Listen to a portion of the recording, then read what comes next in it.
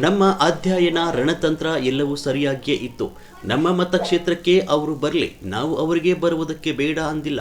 ಯಾರಿಗೂ ಯಾರು ಬೇಡ ಅನ್ನೋದಕ್ಕೆ ಬರೋದೇ ಇಲ್ಲ. ಪ್ರತಿ ಚುನಾವಣೆಯಲ್ಲಿ ಗೋಕಾಕ್ ಮಾಡೆಲ್ ಬಗ್ಗೆ ಟೀಕೆ ಮಾಡ್ತಾರೆ, ಅದೇನು ಹೊಸದಲ್ಲ. ಕತ್ತಿಯವರ ಘನತೆ ಗೌರವಕ್ಕೆ ತಕ್ಕಂತೆ ಮಾತನಾಡಬೇಕು.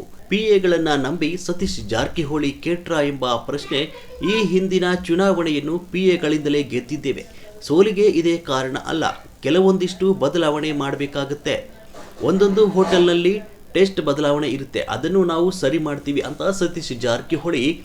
ರಮೇಶ್ ಕತ್ತಿ ಅಧ್ಯಕ್ಷ ಸ್ಥಾನದಿಂದ ಇಳಿದ ಮೇಲೆ ಡಿಸಿಸಿ ಬ್ಯಾಂಕ್ಗೆ 200 ಕೋಟಿ ಡೆಪಾಸಿಟ್ ಹೆಚ್ಚಾಗಿದೆ. ರಮೇಶ್ ಕತ್ತಿ ಲಿಮಿಟೇಷನ್ ಇದ್ರೆ ಅವನ ಬಗ್ಗೆ ಎಲ್ಲ ಹೇಳೋದು ಅವಶ್ಯಕತೆ ಅಲ್ಲಿ. ರಮೇಶ್ ಕತ್ತಿ ಅದ ಡೆಡ್ ಹಾರ್ಸೋದು. ಈಗ ಸುಮ್ಮನೆ ಅಟ್ಟ ಬಂದ ಓಡಾಡ್ತಾನ. ಅವ್ನು ಸೀಮಿತ ಇದೆ ಅವನು. ಅವ್ನ ರಾಜಕಾರಣಿ, ಅವನ ವಿಚಾರಗಳು. ರಮೇಶ್ ಕತ್ತಿ ಅವ್ರದ್ದು ಭಾಷಣ ಮಾಡ್ಯಾನೋ ಇದೇನೋ ಇಡೀ ರಾಜ್ಯ ನೋಡೋದ್ರಿಂದ ಅಷ್ಟು ಫೋಕಸ್ ಆಗ್ಯಾನ ನಾವು. ಮತ್ ನಾಳಿಂದ ಮತ್ತ ಔಟ್ ಆಫ್ ಆರ್ಡ್ರ ಅವ್ರ ಅಸ್ತಿತ್ವವನ್ನು ಕಳ್ಕೊಂಡಿದ್ರು. ನಿಮ್ಮ ಇಲ್ಲಿ ಹೋಗಿ ಜೀವಂತ ಮಾಡಿದ್ರಿ ಅಂತ ಒಂದು ಆರೋಪ, ನಿಮ್ಮ ಬೆಂಬಲಿಗರೇ ಆರೋಪ.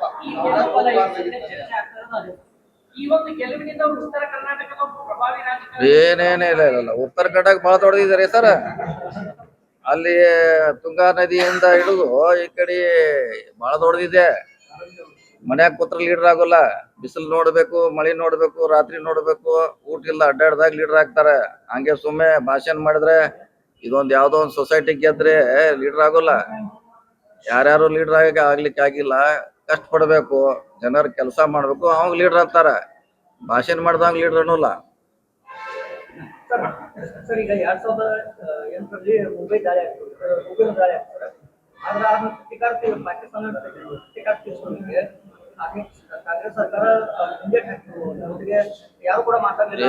ಇಲ್ಲ, ಅದನ್ನ ಈಗ ಅವಶ್ಯಕತೆ ಇಲ್ಲ, ಅದ್ರ ಅವಶ್ಯಕತೆ ಇಲ್ಲ. ತಾಲೂಕಿನಲ್ಲಿಯೂ ಈಗ ನಿಮ್ಮ ನಂಬಿದಂತ ಕಾರ್ಯಕರ್ತರು ಇರ್ತಾರೆ, ಅವ್ರಿಗೆ ಏನ್ ಹೇಳ್ಬೇಕು? ಅವ್ರ ಸಮದ ಎಲೆಕ್ಷನ್ ಮಾಡಿದ್ರ, ಈಗ ಅವ್ರ ರಕ್ಷಣೆಗೆ ಎಲೆಕ್ಷನ್ ಮಾಡಿದ್. ಏನ ನಾವ್ ಅಲ್ಲಿ ಹೋಗಿ ಬಹಳ ದೊಡ್ಡದಾಗಿ ಏನ್ ಸಾಧನೆ ಮಾಡಬೇಕಾದ್ದು, ಬಹಳ ಅದೇನ್ ದೊಡ್ಡ ಸಂಸ್ಥೆ ಮಾಡಬೇಕಿಲ್ಲ. ಸಿಕ್ಕದಿದ್ರು ಚುನಾವಣೆ ಯಾಕೆ ಮಾಡಿದ್ರೆ ಪದೇ ಪದೇ ವರ್ಷ ನಮಗೆ ನೀವು ಅವ್ರ ಜೊತೆ ಕಾಂಪ್ರಮೈಸ್ ಆಗ್ತೀರಿ, ನಮ್ಗೆ ಸಮಸ್ಯೆ ಆಗ್ತಿದೆ ಅಂತ ಹೇಳಿದಾಗ ಈ ಚುನಾವಣೆ ಮಾಡಿದೀವಿ. ಅವ್ರಿಗೋಸ್ಕರ ಮಾಡಿದೀವಿ ಅಷ್ಟೇ. ನಿಗಮ ಮಂಡಳಿ ಯಾವುದೇ ಕಾರಣಕ್ಕೂ ನಿಮ್ಮವರಿಗೆ ಸರಿಯಾದಂತಹ ಜವಾಬ್ದಾರಿ ಸಿಗಲಿಲ್ವಾ? ಕೊಟ್ಟಿದಾರಲ್ಲ, ಚಿಂಗ್ಳೆ ಅವ್ರು ಕೊಟ್ಟಿದ್ದಾರೆ, ಗೋಕಾಕದಾಗ ಬರ್ಮಣ್ಣ ಅವ್ರು ಕೊಟ್ಟಿದ್ದಾರೆ ಉಪಾಧ್ಯಕ್ಷರಾಗಿ.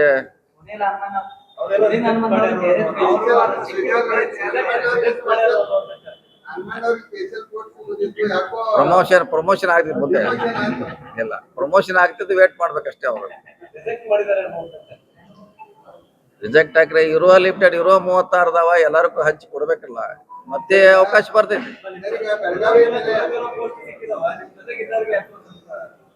ಯಾರು ಸಿಕ್ಕವ್ರೆ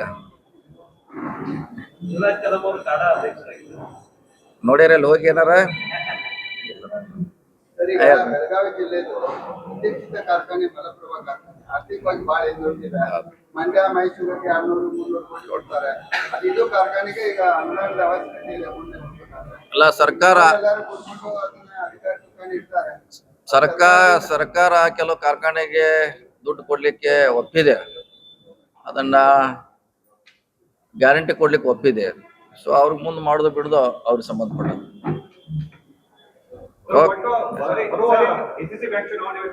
ನೋಡಿ, ಮತ್ತೆ ಹೇಳಿದ ಅದು ಒಂದು ಸೀಮಿತ ಹುಕ್ಕೇರಿಗೆ, ಇದು ಜಿಲ್ಲೆಯ ಸಮಸ್ಯೆ, ಇದು ಬೇರೆ ಬೇರೆ. ನಾವು ಅಲ್ಲಿ ಕುಸ್ತಿ ಹೋಗಿದ್ದೀವಿ ಅಂತ ಬೇರೆ ಕಡೆ ಹೋಗ್ಯಾಕ ಆಗೋಲ್ಲ.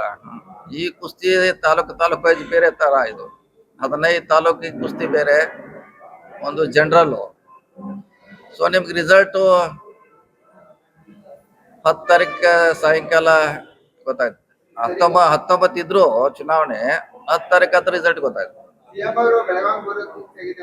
4 ಬರ್ತಾರೆ. ಅದನ್ನೇ ಈಗ ಜಗ ನೋಡ್ಲಿಕ್ಕೆ ಹೊಂಟಿವಿ ಫಂಕ್ಷನ್ ಬಿಮ್ಸ್ ಅಲ್ಲಿ. ನಿಮ್ಸ್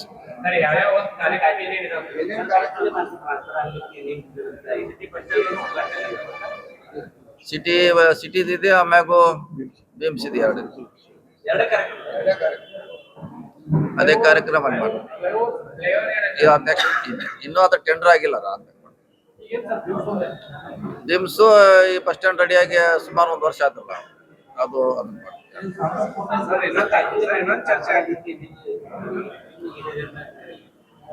ಹೌದು ಸರ್. ಅವ್ರೇನ್ ಹೇಳ್ತಾರೆ ಅಂದ್ರೆ, ಸರ್ಕಾರಿ ಮಾರುಕಟ್ಟೆ ಅಲ್ಲಿಂದ ಖಾಸಗಿ ಮಾರುಕಟ್ಟೆ ಅಲ್ಲಿಂದ ಇಲ್ಲಿ ಶಿಫ್ಟ್ ಆಗಕ್ಕ ಸತೀಶ್ ಜಾರಕಿಹೊಳಿ ಅವರೇ ಕಾರಣ ಅಂತೇಳಿ ಈ ರೀತಿ ಸುದ್ದಿ ಆಗ್ತಾರೆ.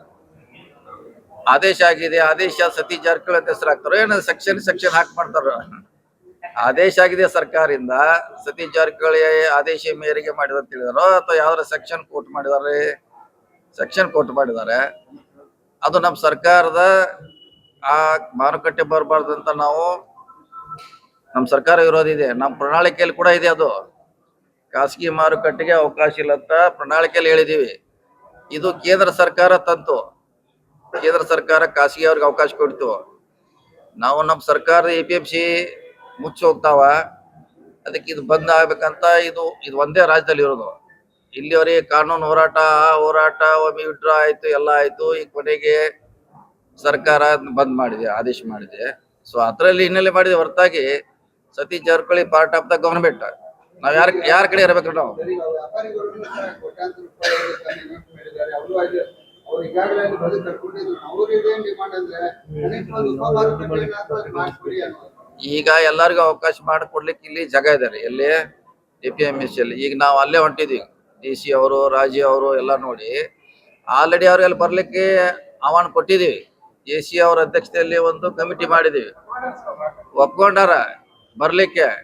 ಬಂದ್ರೆ ಒಳ್ಳೇದಿರುತ್ತೆ. ಯಾಕಂದ್ರೆ ನಾವು ಸುಮಾರು ಅವ್ರಿಗೆ ಅವ್ರು ಎಷ್ಟು ಜನ ವ್ಯಾಪಾರಿಗಳು ಇದ್ದಾರೆ, ಅಂಗಡಿನೇ ಇಲ್ಲ. ಇಲ್ಲ ಪ್ರಯಾರಿಟಿ ಮೇಲೆ ಅವ್ರು ಬಂದು ಕೊಟ್ಟು ಆಮೇಲೆ ಉಳಿದವ್ರು ಕೊಡ್ತಾರೆ. ನಾವು ಅಡ್ಜಸ್ಟ್ ಮಾಡ್ಲಿಕ್ಕೆ ರೆಡಿ ಇದೀವಿ. ನಾವು ಸ್ವಂತ ಈಗ ಇದಾದ್ಮೇಲೆ ಅಲ್ಲೇ ಹೋಗ್ತಾ ಇದೀವಿ ನೋಡ್ಲಿಕ್ಕೆ. ಅವ್ರಿಗೆ ಅವಕಾಶ ಮಾಡಿ ಕೊಡ್ತೀವಿ. ಬಂದು ಒಂದೇ ಕಡೆ ಮಾಡಿದ್ರೆ ನೋಡಿ, ಈಗ ಸುಮಾರು ಕೋಟ್ಯಾಂತರ ರೂಪಾಯಿ ಇದು ಕಲೆಕ್ಟ್ ಆಗಿದೆ. ಬೆಳಗಾವಿ ಜಿಲ್ಲೆಯಲ್ಲಿ ಸಾಕಷ್ಟು ಹಾನಿಯಾಗಿದೆ. ಇದು ಕೂಡ ಪರಿಹಾರ ಬಂದಿಲ್ಲ. ನೋಡ DC ಅವ್ರ ಜೊತೆ ನಾನು ಎಲೆಕ್ಷನ್ BJP ಬಂದಿಲ್ಲ ರೀ. ಯಶಸ್ ಬ್ಯಾಂಕ್ ಅಲ್ಲಿ ಚೆನ್ನೈ ಹೆಟ್ಟೋಳೆ ನೀವು ಹೇಳಿದ್ರೆ ನೀವು ವಿಡಿಯೋ ಹೇಳಿದ್ರು. ಈ ಅಚ್ಚರಿಯಾಗಿ ಅವರು ಮನೋಕುಮಾರ್ ಸಕ್ಕರೆ ಕಾರ್ಖಾನೆ ಅಧ್ಯಕ್ಷರು ಆಗಿದ್ರು. ಹೌದು, ಅದ್ರಲ್ಲಿ ಏನ್ ಪ್ರಶ್ನೆ. ಅಲ್ಲಿ ಅದು ಅವಕಾಶ ಇತ್ತು, ಅವ್ರಿಗೆ ಆಗಿದ್ದಾರೆ. ಅಂದ್ರೆ ಅದು ಮುಂದಿನ ದಿನಗಳೇ ಹೇಳ್ತೇವೆ ಸರ್. ಇದೇ ಅವಕಾಶನೇ ಅವ್ರ ಮುಂದೆ ಅವಕಾಶ ಸಿಗೋದೈತೆ ಅಂತ ಬಂದಿದ್ರು ನೀವು ಆ ವಿಡಿಯೋದಾಗ. ಅಲ್ಲೂ ಸಿಗ್ತಾ ಇನ್ನೂ ಬೇರೆ ಅವಕಾಶ ಇದಾವಲ್ಲ. ಈಗ ನೋಡೋ, ಈಗ ಗೆದ್ದಿದಾರ, ಒಳ್ಳೆ ನಡೆಸ್ಲಿಕ್ಕೆ ಸ್ವಲ್ಪ ಅದು ಸಮಸ್ಯೆನಾಗಿದೆ.